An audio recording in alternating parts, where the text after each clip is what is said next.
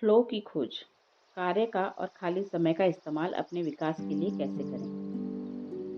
हम जैसा हमेशा करते हैं वैसे बनते हैं। इसीलिए उत्कृष्टता कोई क्रिया नहीं है, यह तो हमारी आदत है। अरस्तु। बहाव के साथ जाना।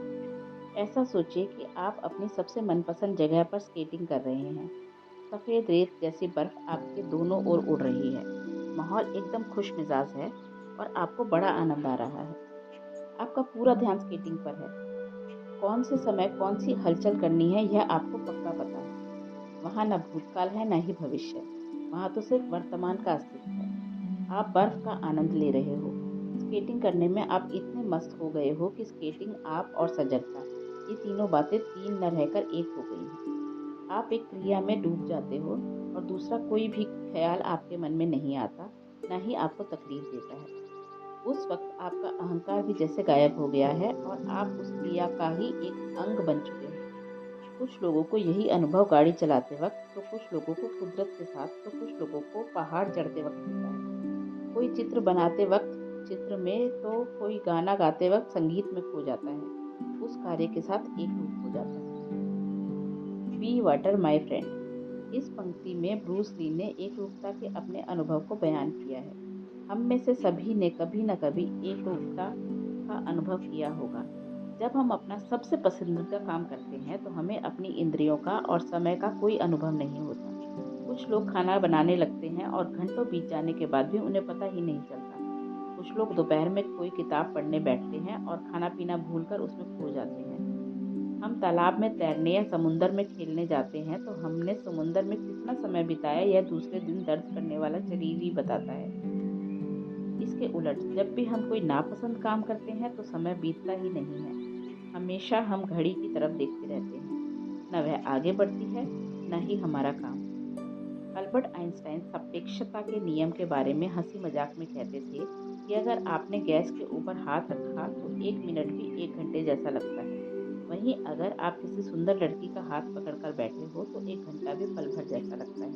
यही असली सापेक्षता है। इसमें सबसे महत्वपूर्ण और समझने वाली बात यह है कि जो काम किसी को पसंद आता है वही दूसरे को तकलीफ दे लगता है। ऐसा कौन सा काम है जिसे करते वक्त हम सबसे ज्यादा आनंदित होते हैं और समय को भूलकर उस काम में पूरा डूब जाते हैं, सभी समस्याओं को भूल जाते हैं? इस सवाल का जवाब ढूंढना ही इकिगाई की खोज है। भाव की शक्ति। मनोवैज्ञानिक सिसिक्स-जेनमिहाली के मन में यही सवाल खड़े हुए थे और उन्होंने उनके जवाबों की खोज की। किसी काम के साथ एक रूप हो जाना, उस काम को करते वक्त पूरा होश खोकर उसमें खो जाने की अवस्था में उन्होंने फ्लो नाम दिया। उन्होंने बताया कि फ्लो मतलब ऐसी अवस्था जिसमें हम आनंदित, उत्साहित और सृजनशील जीवन जीते हैं और तन मन खोकर उस कार्य में डूब जाते हैं। जैसे इकिगाई को जानने का कोई सूत्र नहीं है, उसी प्रकार से फ्लो में जाने के लिए भी कोई विधि नहीं है। उस अवस्था में पहुंचने के लिए और उसी अवस्था में रहने के लिए अनुभव की आवश्यकता होती है। इस अनुभव को पाने के लिए हमें अपने आप को ऐसे कामों में व्यस्त करना चाहिए जो हमें इस अनुभव के नजदीक लेकर जाते हैं। चॉकलेट, टीवी, ड्रग्स और मद्य जैसी क्षणिक व नकली आनंद देने वाली चीजों में न फंसते हुए हमें उच्च स्तर का और स्थायी आनंद खोजने की आवश्यकता होती है। सिसिक्स-जेनमिहाली ने flow the psychology of optimal experience नामक पुस्तक में फ्लो के बारे में लिखा है कि इस अवस्था में इंसान अपने कार्य में इतना खो जाता है कि आसपास में क्या घट रहा है इससे उसको कोई फर्क ही नहीं पड़ता। वह कार्य ही उसके लिए प्रेरणा का सबसे बड़ा स्रोत होता है। उस काम को करने से जो फायदा होने वाला है उसके बारे में न सोचते हुए सिर्फ काम करना ही उसे ज्यादा पसंद आता है। उस आनंद को पाने के लिए वह किसी भी हद तक जा सकता है। सिर्फ सृजनात्मक काम करने वाले लोग इस अवस्था में जीते हों ऐसा नहीं है। कई सारे एथलीट्स, खिलाड़ी, शतरंज खेलने वाले, यहाँ तक कि कई सारे इंजीनियर भी अपना काफी सारा समय इस अवस्था में बिताते हैं। सिसिक्स-जेनमिहाली के हिसाब से शतरंज का खिलाड़ी चाल सोचते वक्त, गणितज्ञ सूत्र खोजते वक्त और डॉक्टर ऑपरेशन करते वक्त इस अवस्था में जीते ही हैं। मनोविज्ञान के प्रोफेसर सिसिक्स-जेनमिहाली ने कई सारे प्रयोग करने के बाद यही नतीजा निकाला कि फ्लो की अवस्था हर उम्र, संस्कृति और विश्व के किसी भी कोने में रहने वाले लोगों के लिए एक जैसी होती है। न्यूयॉर्क हो या ओकिनावा, सभी की फ्लो की अवस्था एक जैसी होती है। लेकिन जब हम उस अवस्था में जाते हैं तो मन पर उसका क्या परिणाम होता है? जब हम फ्लो की अवस्था में जाते हैं तो हम उस कार्य में पूरी तरह से खो जाते हैं। उस समय हमारे मन में दूसरा कोई भी विचार नहीं होता है। लेकिन जब हम फ्लो में नहीं होते हैं तो हम एक काम करते रहते हैं और हमारा मन दूसरे विचारों में खोया हुआ होता है। अगर कोई महत्वपूर्ण काम करते वक्त आपको ऐसा महसूस हो कि आपकी एकाग्रता सदा भंग हो रही है, तो आगे दिए गए उपाय करके देखें, आपको फ्लो में आने में मदद मिलेगी। फ्लो लाने वाली 7 अवस्थाएं। ओवेन शाफर डेपॉल यूनिवर्सिटी के शोधकर्ताओं के हिसाब से फ्लो में आने के लिए नीचे दी गई चीजों की जरूरत होती है। पहला, क्या करना है इसका पता होना आवश्यक है। दूसरा, कैसे करना है यह पता होना चाहिए। तीसरा, हम इस कार्य को कितने अच्छे तरीके से कर सकते हैं इसकी जानकारी होना। चौथा, कहाँ जाना है यह पता होना चाहिए जब कार्य में दिशा महत्वपूर्ण होती है। पांचवा, सामने कौन सी चुनौतियां हैं इसकी जानकारी होना। छठा, कौन सी कुशलताओं की जरूरत है यह पता होना। और सातवां, मन विचलित ना होना। उपाय 1, मुश्किल काम खोजें लेकिन ज़्यादा कठिन ना हो। सफर की कार्य प्रणाली कहती है कि ऐसा कोई काम खोजें जिसे करने में हमें थोड़ी कठिनाई हो, हमारी आराम सीमा से वह काम थोड़ा बाहर का हो। हर काम के अपने नियम होते हैं और हमें उन नियमों के आधार पर ही वे काम करने पड़ते हैं।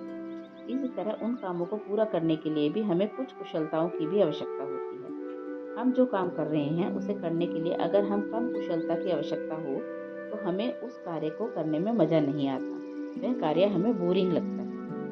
इसके विपरीत अगर कोई काम हमारी क्षमता के बाहर का हो और उसे पूरा करने में ज़्यादा गुणवत्ता और कुशलता की ज़रूरत होती हो, तो उस काम को अधूरा छोड़ने की संभावना ज़्यादा होती है। ऐसा होता है तो दोगुना नुकसान होता है। एक तो वह काम नहीं होता और उसकी वजह से जो निराशा आती है उससे नया काम करने की प्रेरणा नहीं मिलती। इन दोनों का सुवर्ण मध्य पाना ही मूल संकल्पना है। इसीलिए अपनी क्षमता से थोड़े बाहर का लक्ष्य तय करें। इससे हमें प्रेरणा भी मिलती रहेगी और चुनौती का भी एहसास होगा। इसी वजह से अर्नेस्ट हेमिंग्वे कहते हैं कि कभी-कभी मैं अपनी क्षमता से ज़्यादा अच्छा लिखता हूँ। काम करते वक्त हमें हमेशा नई चुनौतियों का सामना करते रहना चाहिए। इससे हमें ऊर्जा मिलती रहती है। बर्ट्रैंड रसेल इस बारे में कहते हैं कि अगर आप ज़्यादा एकाग्रता के साथ काम करना चाहते हो, तो आपको काम आपकी क्षमता से थोड़ा कठिन होना चाहिए।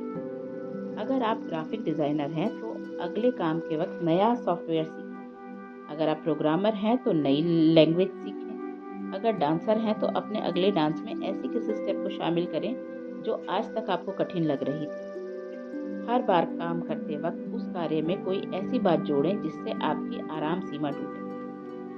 पढ़ने जैसे छोटे से कार्य में भी हमें कुछ नियमों का पालन करने की आवश्यकता होती है। उसके लिए भी कुछ गुणों की और ज्ञान की आवश्यकता होती है। जैसे अगर हमने quantum mechanics for special physics विषय की किताब पढ़ने के लिए ली और हमें फिजिक्स के बारे में कोई जानकारी ना हो, तो हम कुछ ही मिनट में उस किताब को नीचे रख देंगे। या हम किसी ऐसी किताब को पढ़ें जिस विषय में हमें पूरी जानकारी हो, तो भी हम उस किताब को तुरंत नीचे रख देंगे। इसके विपरीत अगर हमने अपनी रुचि से और अपनी क्षमता के हिसाब से किताब पढ़ने की शुरुआत की, तो हमें पढ़ने में आनंद भी आएगा और हमारी बुद्धि को चालना भी मिलेगी। साथ ही हम फ्लो में भी आएंगे। यही आनंद और फ्लो इस बात की पुष्टि करता है कि हम सही मार्ग पर हैं और अपने इकिगाई के हिसाब से काम कर रहे हैं। उपाय 2, स्पष्ट और पक्का लक्ष्य तय करें। नियंत्रण के साथ खेले जाने वाले खेलों और मैदान पर खेले जाने वाले खेलों में फ्लो प्राप्त होने की संभावना ज़्यादा होती है। इसकी महत्वपूर्ण वजह यही होती है कि इन खेलों के पीछे का मकसद साफ होता है। तय किए गए नियमों की मदद से अपने दुश्मन को हराना ही इन खेलों का मकसद होता है। इसके साथ आपके जो भी रिकॉर्ड्स हैं उन्हें तोड़ना भी एक लक्ष्य होता है। दुर्भाग्यवश इन खेलों में मकसद जितने स्पष्ट होते हैं उतने जीवन के बाकी कामों में नहीं होते। बॉस्टन कंसल्टिंग ग्रुप के एक सर्वे में, जिसमें उन्होंने कर्मचारियों को अपने बॉस के बारे में शिकायतें लिखने के लिए कहा था, इससे पता चला कि मल्टीनेशनल कंपनियों के ज़्यादातर कर्मचारियों की अपने बॉस के प्रति सबसे बड़ी शिकायत यही थी कि हमारे बॉस हमारी टीम को मिशन के बारे में सही तरीके से जानकारी नहीं देते हैं। इसकी वजह से यही समझ नहीं आता कि हमें करना क्या है। कंपनियों में बड़े ओहदों पर बैठे हुए लोग प्लानिंग करते हैं, स्ट्रैटेजी बनाते हैं और इसी से संबंधित कई सारे अन्य कामों में अटके रहते हैं। इनके पास स्पष्ट और पक्का लक्ष्य नहीं होता है। यह तो ऐसा ही है कि हम नक्शे के साथ समुद्र की यात्रा पर निकले, लेकिन यही पक्का ना हो कि कहाँ पहुँचना है। नक्शे से भी महत्वपूर्ण है कंपास, जो हमें सही दिशा दिखा सकता है। MIT मीडिया के लैब डायरेक्टर के जोई ईटो हमेशा यह सिद्धांत बताते हैं कि नक्शे से भी ज़्यादा अच्छा है कंपास। उनके हिसाब से इस अनिश्चितता से भरे विश्व में कंपास ही हमारी मदद कर सकता है। Whiplash how to survive our faster future नामक किताब में जेफ होवे लिखते हैं कि जब आपके पास नक्शा होता है तो वह आपको ऐसी जगह पर जरूर लेकर जा सकता है जो शानदार होगी, लेकिन वहां पर जाना कई बार बेवजह और फिजूल खर्ची वाला भी हो सकता है। लेकिन अगर आपके पास कंपास है तो वह आपको उसी जगह पर लेकर जाएगा जहां पर जाना आपके लिए सही होगा। इसका अर्थ यह भी नहीं है कि आपने लक्ष्य तय किया तो तुरंत आपकी यात्रा सही दिशा में शुरू हो जाएगी। इसका अर्थ यह है कि आप एक बार यह तय करें कि कहाँ पहुँचना है और फिर उस लक्ष्य तक कम से कम कष्ट में और सही समय में कंपास आपको पहुँचाएगा। किसी भी कारोबार में या कोई सृजनात्मक काम करते वक्त यह पता होना जरूरी होता है कि उस काम से हमें क्या हासिल करना है। इसीलिए उस कार्य को करने से पहले यह पक्का करने के लिए कि हमें उससे क्या पाना है, हम अपने आप से नीचे दिए गए सवाल पूछ सकते हैं। आज दिन भर में मुझे क्या हासिल करना है? अगले महीने प्रकाशित होने वाले आर्टिकल के लिए मैंने आज कितने शब्द लिखे हैं? मेरी टीम का इस वक्त क्या मिशन है? अगर यह काम मुझे इस हफ्ते पूरा करना है तो मुझे किस गति से कार्य को पूरा करना होगा? फ्लो हासिल करने के लिए काम शुरू करने से पहले स्पष्ट लक्ष्य का होना जितना जरूरी है, उतना ही जरूरी काम शुरू होने के बाद उस काम में अपने आप को झोंक देना भी होता है। यात्रा शुरू करने से पहले लक्ष्य को ध्यान में रखना जरूरी है, लेकिन उसका जाप करते रहने की जरूरत नहीं होती, ना ही उसके मुंह में बाकी चीजों को भूलना होता है। जब कोई खिलाड़ी ओलंपिक गोल्ड मेडल के लिए खेलता है तो उसके मन में 24 घंटे गोल्ड मेडल का विचार आना स्वाभाविक है। वह मेडल कितना आकर्षक होगा, ऐसे विचार तो उसे आने ही वाले हैं, लेकिन उसे ये सभी विचार छोड़कर वर्तमान में जीना होता है। अगर प्रतियोगिता के वक्त उसे ऐसे विचार आने लगे कि मेडल मिलने वाले वक्त कैसा माहौल होगा, पेपर में कैसा फोटो आएगा, माता पिता को कैसा लगेगा, दोस्त क्या कहेंगे, वगैरह वगैरह, तो प्रतियोगिता का सबसे महत्वपूर्ण पल वह खो देगा और उसके सपने अधूरे रह जाएंगे। इतना महत्वपूर्ण विचार ही उसकी हार की वजह बन जाएगा। लेखक के साथ में कई बार ऐसा होता है। समझो कोई लेखिका है जिसे कादम्बरी लिखनी है। उसके सामने यह लक्ष्य भी स्पष्ट होता है कि उसे 3 महीने में वह कादम्बरी पूरी करनी है। रोज सुबह उठने के बाद वह यह तय करती है कि मुझे आज इतने पन्ने लिखने हैं, लेकिन दूसरे ही पल वह इस लक्ष्य को भूलकर पेपर पढ़ने, साफ सफाई करने या ऐसे ही और कामों में व्यस्त हो जाती है। शाम तक कोई भी काम ठीक से न होने की वजह से वह नाराज होती है। उस वक्त वह यही सोचती है कि कल सुबह जोरदार शुरुआत करूंगी, लेकिन अगली सुबह फिर वही समय की बर्बादी शुरू हो जाती है। इस तरह दिन, हफ्ते, यहाँ तक कि महीने बीत जाते हैं, लेकिन लेखिका कागज पर कुछ भी नहीं लिख पाती है। अगर ये सभी बातें टालनी है तो पहला काम तो यही करना चाहिए कि कागज और पेन लेकर पहला शब्द लिखने की शुरुआत करनी चाहिए। उसके बाद दूसरा शब्द, फिर तीसरा शब्द, ऐसे लिखने की शुरुआत करनी चाहिए। इस तरह यदि एक एक शब्द के साथ उसने लिखने की शुरुआत की तो कुछ ही समय में वह अपने इकिगाई को पूरा करने में सफल हो जाएगी। एक बार आपने शुरुआत की और छोटे छोटे कदम उठाए तो अपने आप ही आपकी चिंता नष्ट हो जाएगी। फिर आपको फ्लो की अवस्था प्राप्त होगी। फिर अपने आप फ्लो में आप उस कार्य को पूरा करेंगे। अल्बर्ट आइंस्टाइन कहते थे कि आनंदित इंसान को वर्तमान में ही इतना आनंद मिलता है कि उसे भविष्य के विचारों में खोने की जरूरत ही नहीं होती। उपाय 3, एक ही लक्ष्य पर ध्यान केंद्रित करें। आज की प्रगत तकनीक की वजह से हम एक बड़ी समस्या का सामना कर रहे हैं। वह समस्या है आधुनिक तकनीक की वजह से हमारे मन का विचलित होना, जिसकी वजह से हम किसी भी एक कार्य पर ध्यान केंद्रित नहीं कर सकते। ईमेल लिखते वक्त हम साइड में यूट्यूब पर कोई वीडियो भी देखते रहते हैं। उतने में ही चैटिंग का मैसेज पॉपअप होता है और हम उसे जवाब देने में व्यस्त हो जाते हैं। तभी हमारी जेब में रखा हुआ स्मार्टफोन कोई नोटिफिकेशन देता है और हम उसे खो जाते हैं। फिर हम कंप्यूटर की ओर घूमते हैं और फेसबुक में व्यस्त हो जाते हैं। इन सब बातों में 30 मिनट कैसे बीत जाते हैं पता ही नहीं चलता और हम यही भूल जाते हैं कि हम जो ईमेल लिख रहे थे वह काम तो वैसे के वैसे ही पड़ा हुआ है। घर में भी लोग टीवी देखते देखते खाना खाते रहते हैं और फिर आखिरी निवाले तक उन्हें यही पता नहीं चलता कि सब्जी अच्छी बनी है या नहीं। लोगों को यह गलतफहमी है कि एक साथ एक से ज्यादा काम करने की वजह से उनका समय बचता है। अब यह साबित हो गया है कि इसका उल्टा ही परिणाम होता है। जो लोग मल्टीटास्किंग में माहिर होने का दावा करते हैं वे लोग भी ज्यादा कार्यक्षम नहीं होते हैं। असल में उनकी कार्यक्षमता बाकी लोगों से भी कम होती है।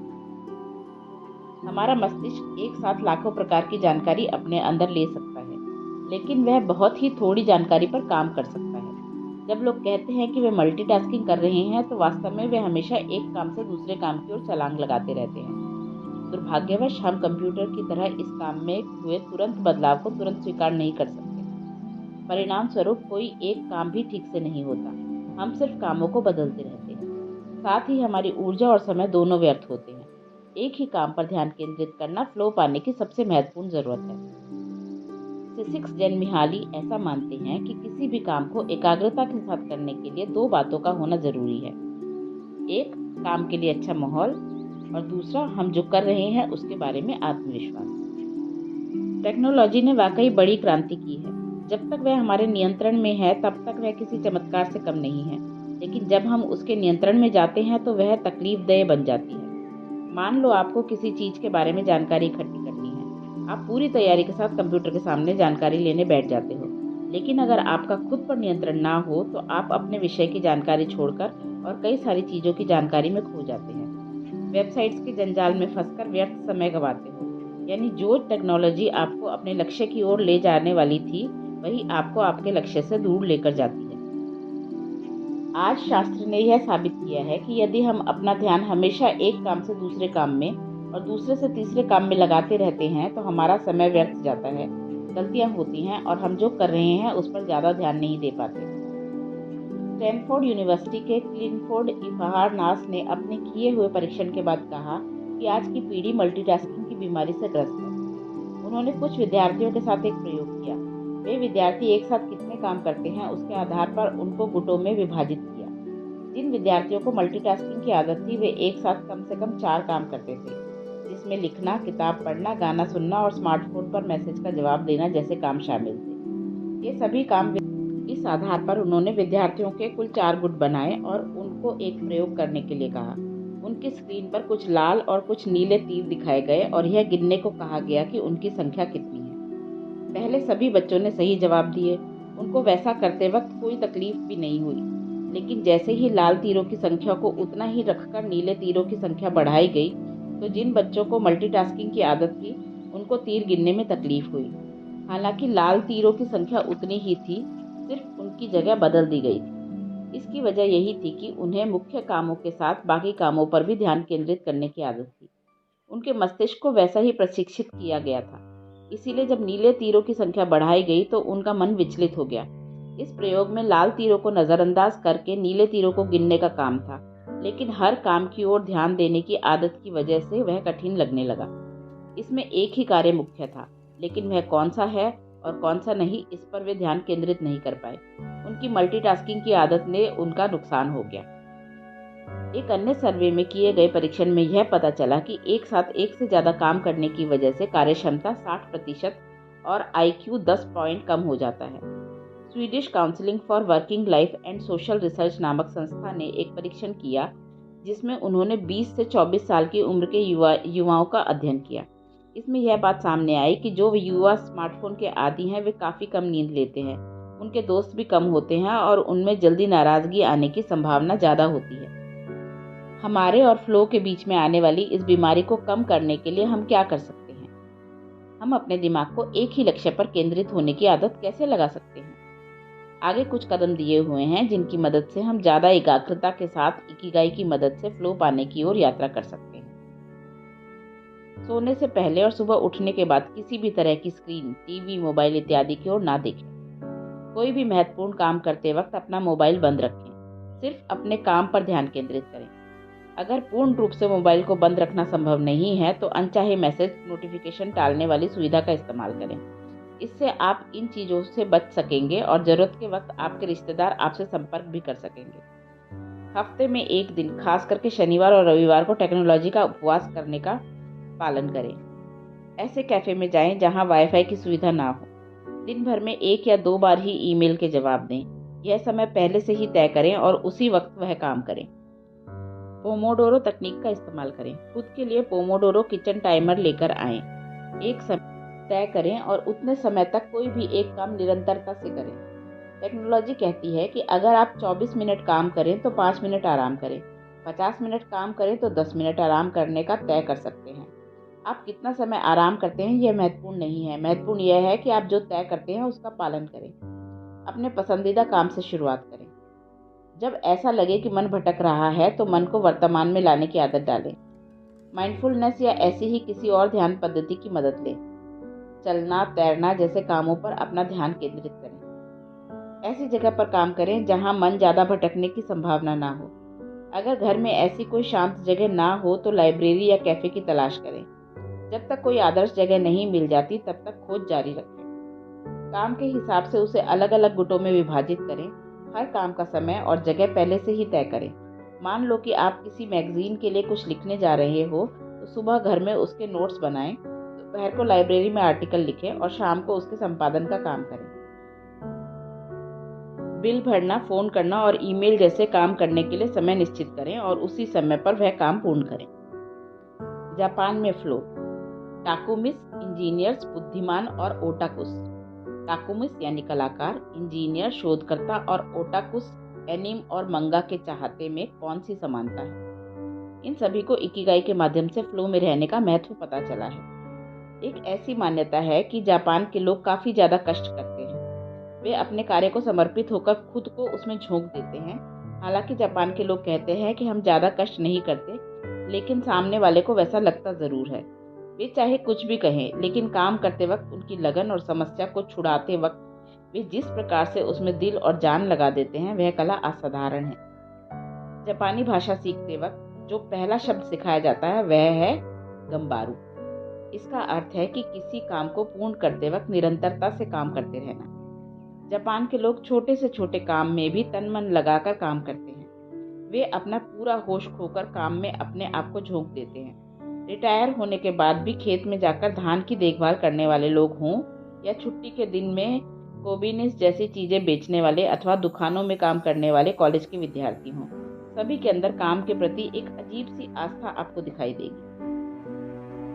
आप अगर नाहा, कानाजावा या क्योटो में से किसी हस्तकला की दुकान में गए तो आपको महसूस होगा कि जापान में हस्तकला का खजाना है।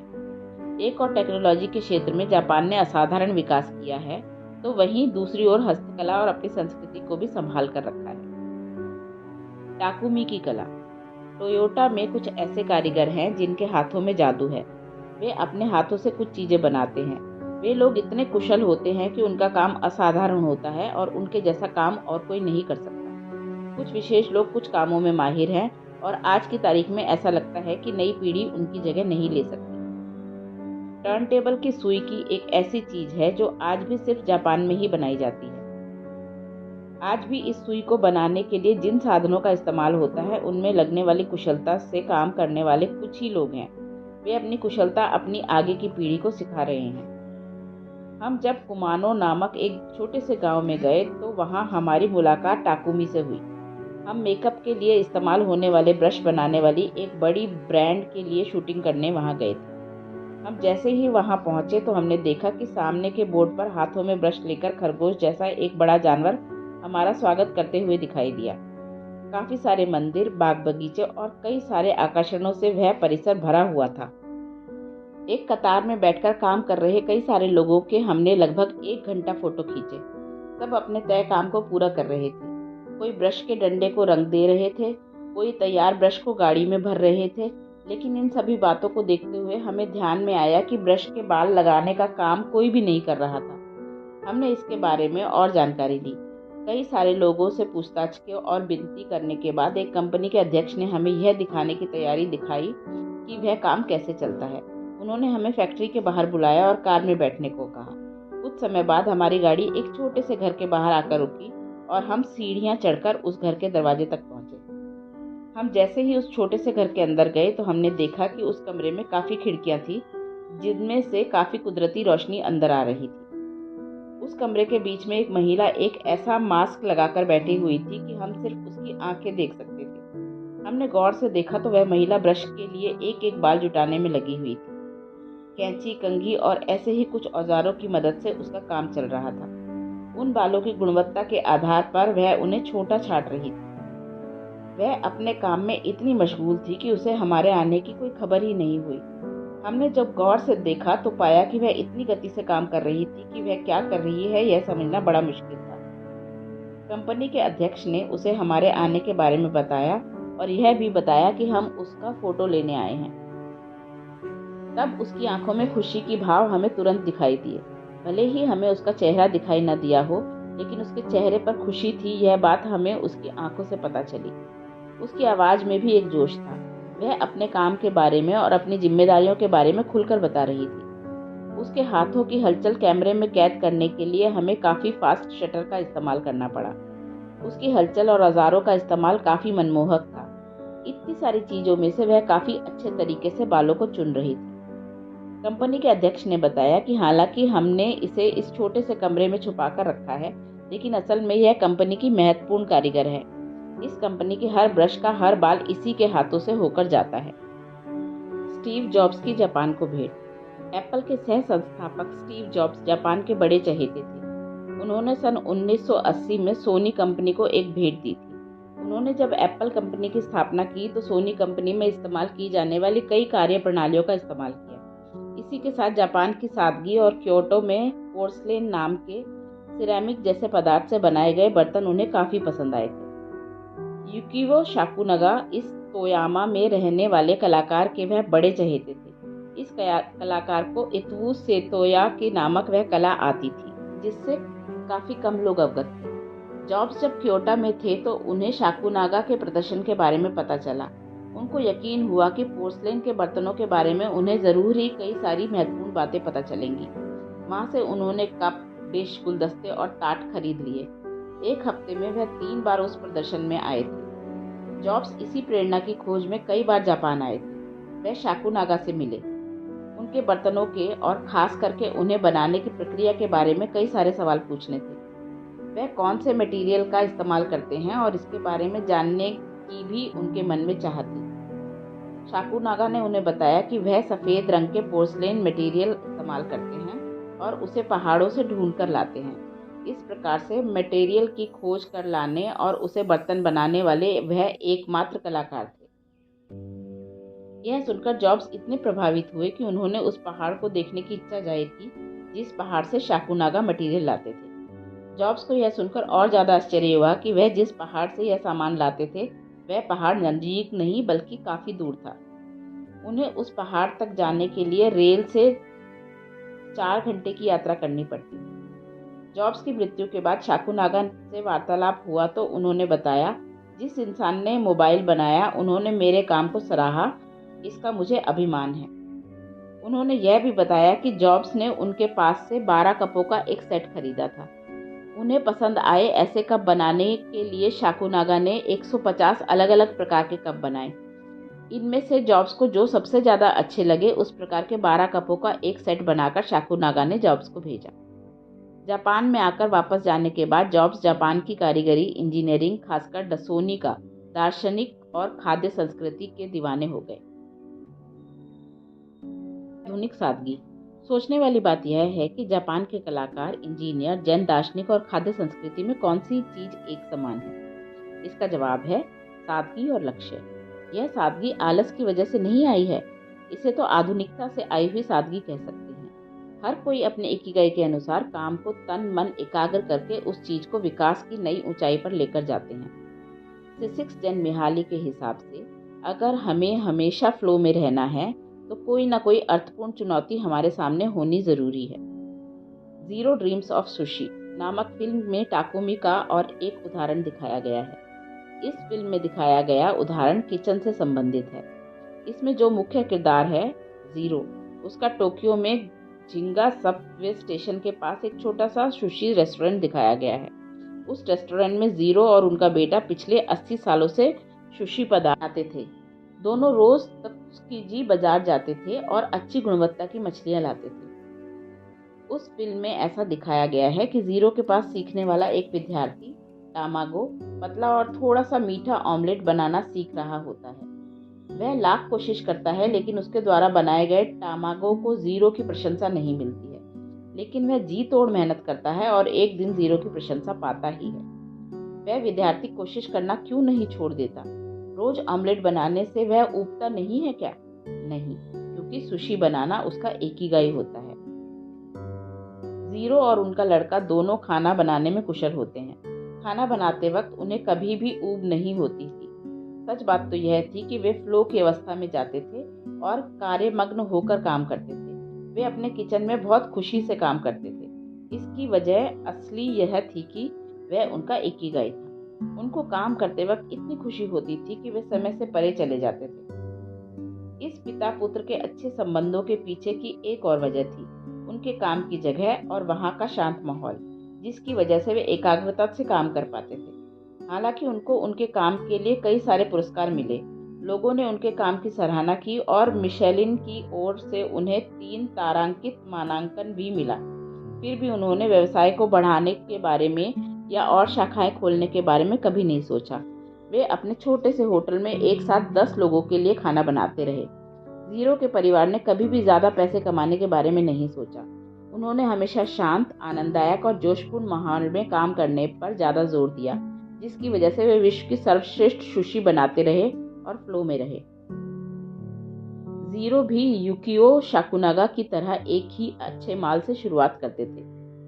रोज सुबह वह खुद बाजार जाते और जिस प्रकार साकुनागा पहाड़ से मटेरियल तलाश कर लाते थे, उसी प्रकार सबसे अच्छी मछलियां ढूंढ कर लाते थे।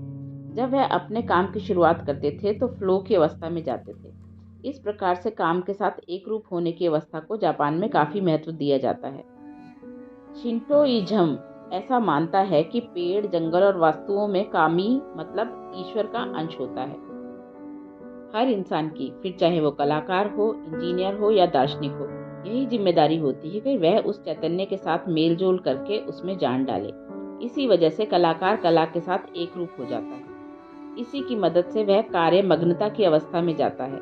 लोहे के साथ काम करने वाले लोहे के अंदर का, सिरेमिक के बर्तन बनाने वाले को मिट्टी के अंदर का चैतन्य पहचान कर उसके साथ अपने आप को एक रूप करना चाहिए। जापान के लोग कुदरत और टेक्नोलॉजी को संयुगित करने में माहिर हैं। वे कभी भी कुदरत और तकनीक का युद्ध नहीं होने देते, बल्कि दोनों का एक साथ फायदा लेने में माहिर हैं। घिबली की शुद्धता। आज कुछ लोग ऐसा मानते हैं कि शिंटो की कुदरत के साथ एक रूप होने की क्षमता कम हो रही है। इसके सबसे बड़े और साहसी आलोचक हैं हायाओ मियाजाकी, जिन्होंने स्टूडियो घिबली के माध्यम से कई सारी एनिमेटेड फिल्म्स बनाई हैं। उनको उनका इकिगाई स्पष्ट था। उनकी लगभग हर फिल्म में इंसान, तंत्रज्ञान, असंभव कल्पनाएं और प्रकृति देखने को मिलती है। शुरुआत में भले ही सभी एक दूसरे से लड़ते हुए दिखाई देते हैं, लेकिन बाद में सभी इकट्ठा होते हैं। स्पिरिटेड अवे नामक फिल्म में उन्होंने एक ऐसे स्पिरिट की कल्पना दिखाई है जो कचरे के माध्यम से नदी के अंदर के प्रदूषण पर रोशनी डालती है।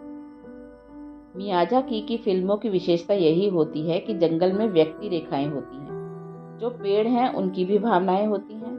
रोबोट के पंछियों के साथ दोस्ती होती है। राष्ट्रीय संपत्ति माने गए मियाजाकी की पूर्ण रूप से अपनी कला में डूबे रहते हैं। वह 1990 में बनाए गए सेलफोन का इस्तेमाल करते हैं और आज भी अपनी टीम के लोगों के हाथों से चित्र बनाने के लिए प्रेरित करते हैं। उनकी फिल्मों का चित्रीकरण कागज और पेन लेकर किया जाता है। किसी भी प्रकार के कंप्यूटर के इस्तेमाल के बिना काम करने वाला घिबली स्टूडियो अपने आप में एक विशेषता है और पूरी तरह पारंपरिक तरीके से चलता है। इसका पूरा श्रेय दिग्दर्शक मियाजाकी को जाता है। जिन्होंने घिबली स्टूडियो देखा है उन्हें वहां रविवार का दृश्य पता होगा। आप रविवार को भी उस स्टूडियो में जाएं तो आपको किसी कोने में साधारण से कपड़े पहना हुआ एक इंसान बैठा व काम करते हुए दिखाई देगा। वह अपने काम में व्यस्त रहता है और बिना आपकी ओर देखे ओहायो हेलो कहकर आपका स्वागत करता है। मियाजाकी अपने काम को इतना पसंद करते हैं कि रविवार के दिन वह अकेले ही स्टूडियो में काम करते रहते हैं और अपना दिल फ्लो में बिताते हैं। वह पूरा समय अपने इकिगाई में बिताते हैं। जो लोग वहां पर आते हैं वे कभी भी मियाजाकी के काम में व्यस्तता नहीं लाते। 2013 में मियाजाकी ने रिटायर होने की घोषणा की। उनकी याद में एनएचके टेलीविजन ने एक जानकारीपूर्ण फिल्म बनाई थी जिसमें उनके रिटायर होने के आखिरी दिनों के कुछ लम्हे दिखाए गए थे। उसमें दिखाया गया कि कई सारे लोग मीटिंग कर रहे हैं, कुछ घूम फिर रहे हैं, लेकिन मियाजाकी एक कोने में अपना काम करते हुए दिखाई दे रहे हैं। और एक सीन में ऐसा दिखाया गया है कि 3 दिसंबर को भी वह स्टूडियो खोलकर काम कर रहे हैं। मियाजाकी के काम करने की अपनी इस चाहत को रोक नहीं सकते। जिस दिन उन्होंने रिटायरमेंट ली, उसके दूसरे ही दिन वह स्टूडियो में आए और एक कोने में बैठकर काम करना शुरू कर दिया। बाकी लोग समझ नहीं पाए कि वह क्या कर रहे हैं। उनके चेहरे देखने जैसे हो गए थे। उस दिन वह 1 साल बाद उन्होंने घोषणा की कि वह फिल्म बनाना बंद कर देंगे, लेकिन जीवन के आखिरी पल तक चित्र बनाते रहेंगे। कोई अपने काम के साथ इतना जुड़ा हो और उसे अपने काम से ही प्रेरणा मिलती हो, तो वह कभी भी रिटायर नहीं हो सकता। एकांतवास। ऐसे लोग सिर्फ जापान में ही हैं, ऐसा कहना सही नहीं होगा। ऐसे कई सारे शास्त्रज्ञ, कलाकार इत्यादि हुए हैं जो जीवन के आखिरी पल तक काम करते रहे हैं। आइंस्टाइन ने जब आखिरी सांस ली तो उससे कुछ क्षण पहले ही उन्होंने एक सूत्र लिखा था जिसमें यह बताया गया था कि विश्व के सभी फोर्सेस को इकट्ठा कैसे करना है। वह आखिरी पल तक वह काम करते रहे जो उन्हें सर्वाधिक आनंद देता था। वह कहते थे, अगर मैं शास्त्रज्ञ ना बना होता तो संगीतकार बनता। जब भी वह भौतिक शास्त्र या गणित पर काम नहीं कर रहे होते थे, तब वह वायलिन बजाते थे। सूत्रों की खोज करना और संगीत का आनंद लेना, यही 2 उनके इकिगाई थे। इन दोनों कामों में उन्हें असाधारण आनंद मिलता था।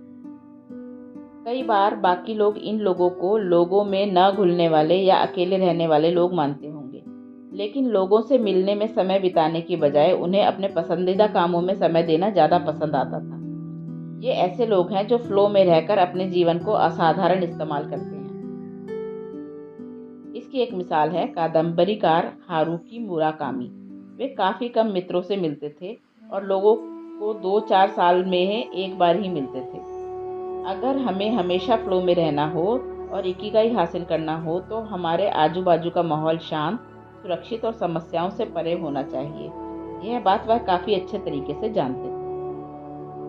माइक्रोफ्लो, रोज़ के कामों में मिलने वाला आनंद। किसी कलाकारी के व्यक्त फ्लो को पाना मुमकिन है, लेकिन जब हमें कपड़े धोने हो, फर्श साफ करना हो या कागज पत्रों की तैयारी करनी हो, तब क्या रोजमर्रा के ये काम आनंददायी हो सकते हैं? शिंजुकू के सबवे स्टेशन पर स्थित एक सुपरमार्केट में लिफ्टमैन को नौकरी पर रखा जाता है। वैसे देखा जाए तो वहाँ की लिफ्ट्स तो सीधी सीधी होती हैं और ग्राहक सहजता से उनका इस्तेमाल कर सकते हैं। फिर भी वहाँ के मालिकों को ऐसा लगता है कि ग्राहकों के लिए दरवाज़ा खोलने और बंद करने वाला व्यक्ति कोई होना चाहिए।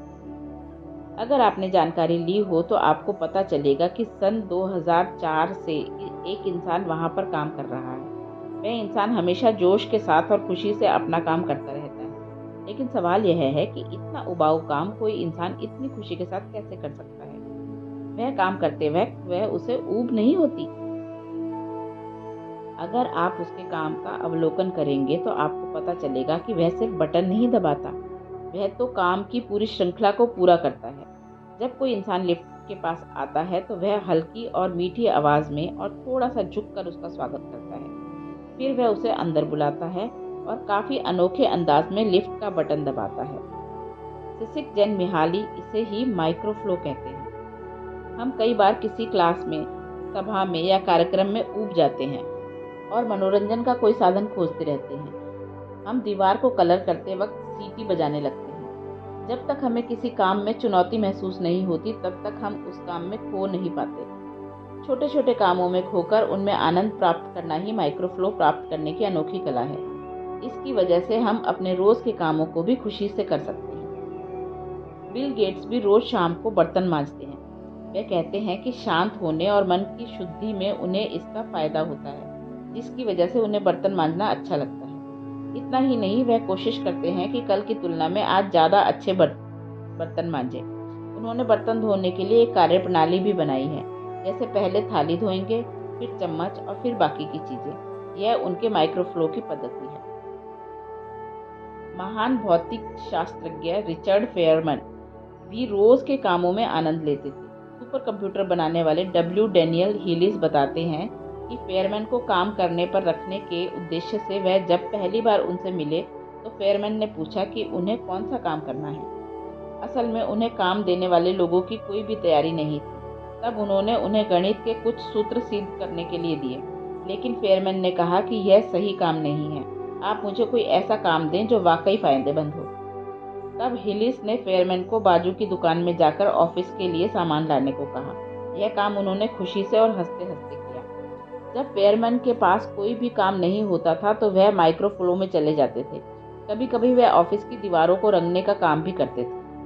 कुछ हफ्ते के बाद जब उनके ऑफिस में कुछ निवेशक आए तो उन्होंने ऑफिस की दीवारें देखकर कहा कि आपके ऑफिस की दीवारों को रंगने वाले इंसान को तो नोबेल पुरस्कार देना चाहिए।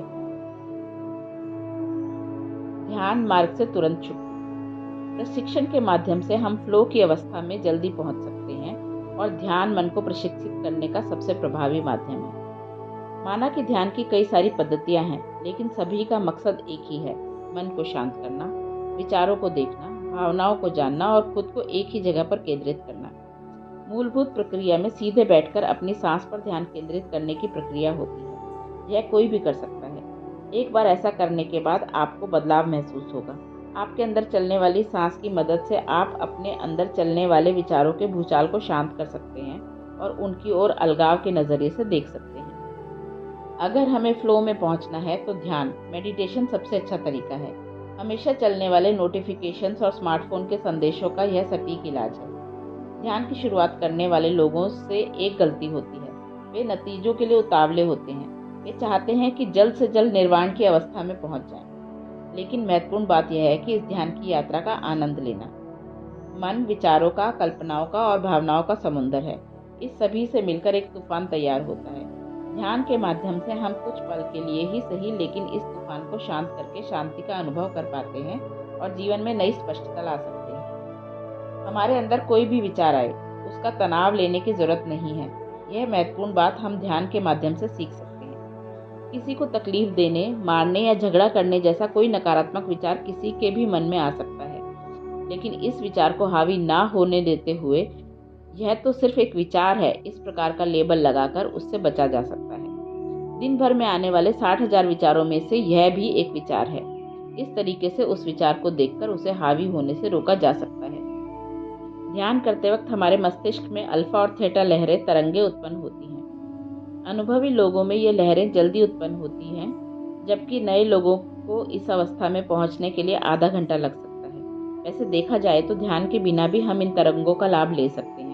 नींद में जाने से कुछ पल पहले और गर्म पानी से नहाने के बाद कुछ समय हम इन तरंगों का आनंद ले सकते हैं। वैसे देखा जाए तो हम सभी अपने साथ स्पा लेकर ही घूमते रहते हैं, लेकिन इसका इस्तेमाल कैसे करना है यह हमें पता होता नहीं है। थोड़े से प्रयास से हम इस कला को सीख सकते हैं। इंसान एक धार्मिक जीव है। हमारा जीवन धर्मों पर आधारित है। कुछ लोग कहते हैं कि लोग सिर्फ व्यस्त रहने के लिए अपने धर्म का पालन करते हैं, लेकिन वास्तव में धर्म का पालन करना इंसान का मूल स्वभाव है। हालांकि आधुनिक जगत में लोग धर्म को छोड़कर भौतिक लक्ष्य प्राप्त करने के पीछे लग गए हैं, लेकिन इतिहास कहता है कि इंसान शिकार करना, खाना पकाना, खेती, शोध कार्य और परिवार जैसी चीजों में व्यस्त रहता था। इसीलिए व्यस्त रहना उसका स्वभाव बन गया है। पहले के जमाने में लोगों की दिनचर्या इन्हीं चीजों के इर्द गिर्द घूमती रहती थी, लेकिन आज के इस प्रगत जगत में लोग भौतिक चीजों के पीछे भागते रहते हैं। जापान में आज इस आधुनिक युग में भी दिनचर्या और धर्म का सही मात्रा में मेलजोल रखा गया है। जापान में विशेष रूप से कन्फ्यूशियनिज्म, बुद्धिज्म और शिंतोइज्म धर्म माने जाते हैं। इनमें नियमों से भी ज़्यादा धर्म को महत्व दिया जाता है।